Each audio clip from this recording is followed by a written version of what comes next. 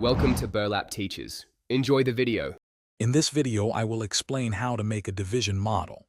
First, grasp that division means splitting a total quantity into equal parts or groups. For example, if you have 12 cookies and want to share them equally among 3 friends, you are performing a division operation.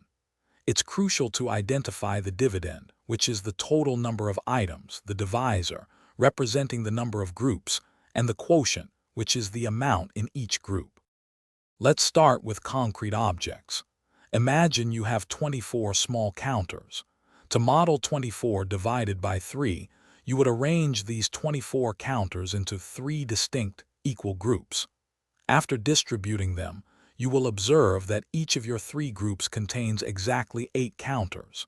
This clearly demonstrates that 24 divided by 3 equals 8.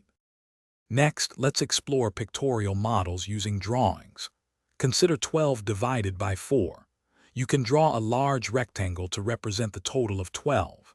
Then, divide this rectangle into 4 equal smaller sections, representing your divisor. Within each of these 4 sections, you would then draw or label 3 units, visually showing that 12 divided by 4 results in 3. Finally, connect your visual model to the abstract equation. For instance, if your model shows 24 items in 3 groups of 8, write 24 divided by 3 equals 8.